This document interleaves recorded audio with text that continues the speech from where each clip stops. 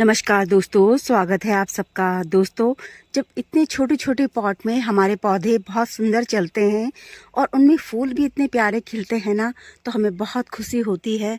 और जो आप ये मेरे देख रहे हैं ना पॉट, ये कोई वेस्ट डब्बे हैं, ऐसे ही बेकार से पड़े डब्बे जो हमारे किचन से निकलते हैं। तो ये 1 लीटर के डब्बे हैं जिनको काट कर मैंने मोस रोज लगाया है।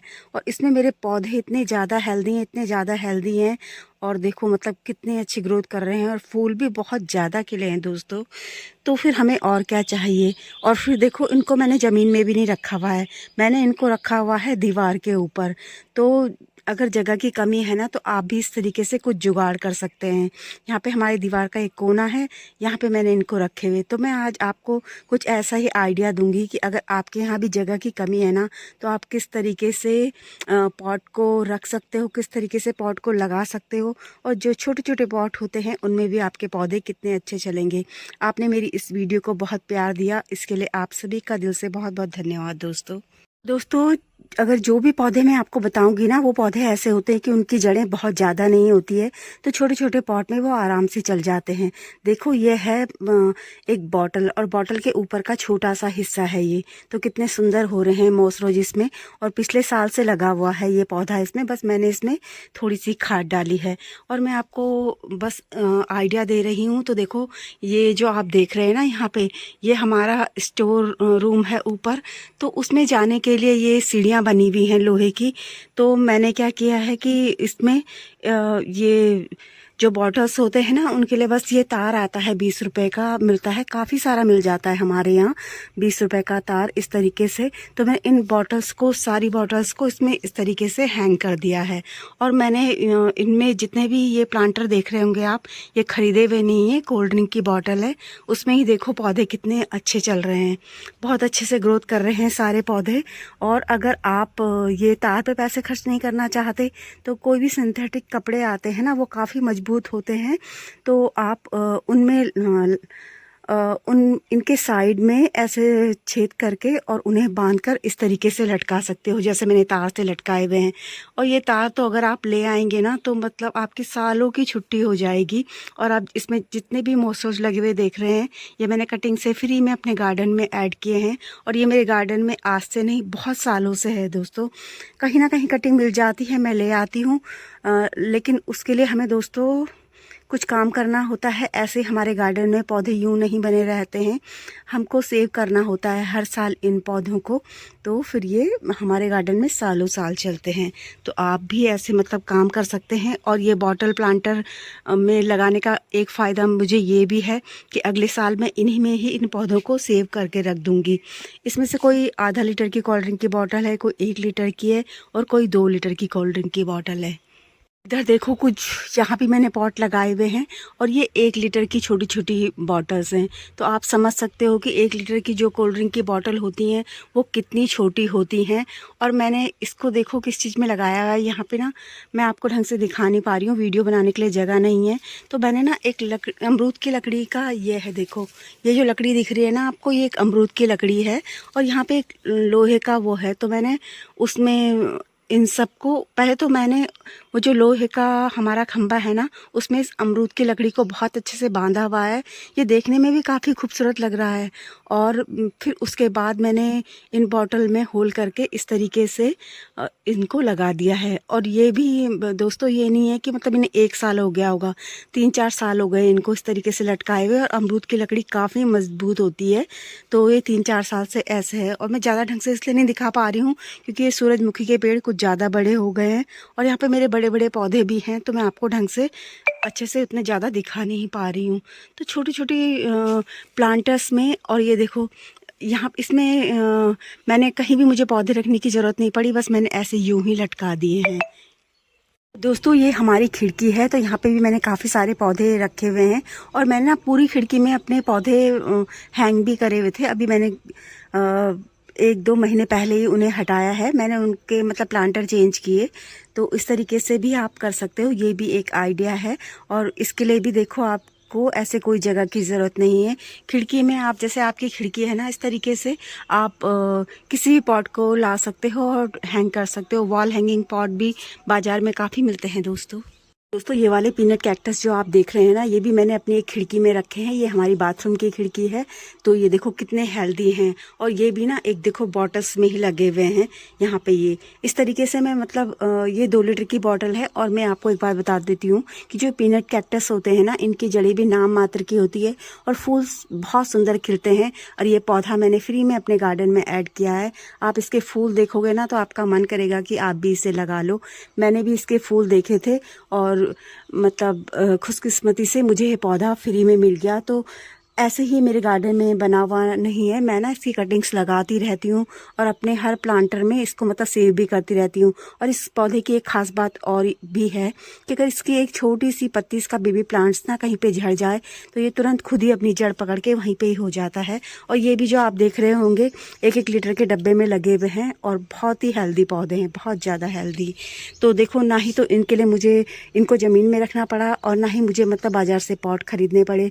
तो फ्री के मेरे प्लांटर से फ्री का मुझे पौधा मिल गया है। दोस्तों देखो, एक ये बांस की लकड़ी है, काफ़ी मजबूत होती है बांस की लकड़ी। और इसको हमने ना दोनों तरीके से 2 खंभों में अच्छे से बांधा हुआ है, काफ़ी मजबूती से बांधा हुआ है, तार से भी और एक मोटी रस्सी से भी। और इस पे मैंने अपने सारे हैंगिंग्स लटका रखे हैं। बांस की लकड़ी जल्दी से सड़ती गलती नहीं है, उसका ये फ़ायदा होता है। और ये सारे हैंगिंग्स इसमें काफ़ी अच्छे चल रहे हैं। तो आप इस तरीके से आप भी कर सकते हो। दोस्तों यहाँ देखो, एक छोटू सा प्लांटर है, बहुत छोटा सा। ये भी दही के डब्बे में मैंने ही बनाया था डाई प्लांटर। और इसमें लगा हुआ है क्रेसुला चैन प्लांट।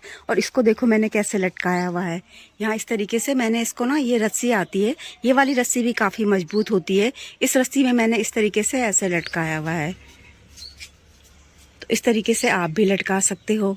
और ये देखो, एक मैंने बॉटल प्लांटर को, इसको कम से कम 4-5 साल हो गए होंगे इस बॉटल प्लांटर को। इसमें वॉल्विंग जीव लगा हुआ है और ये सिल्वर वेलवेट का पौधा लगा हुआ है। तो ये मतलब मैंने इसको एक लोहे के तार से ही बांधा हुआ है और काफ़ी मजबूत से ये सालों से इसमें इसी तरीके से टिका हुआ है।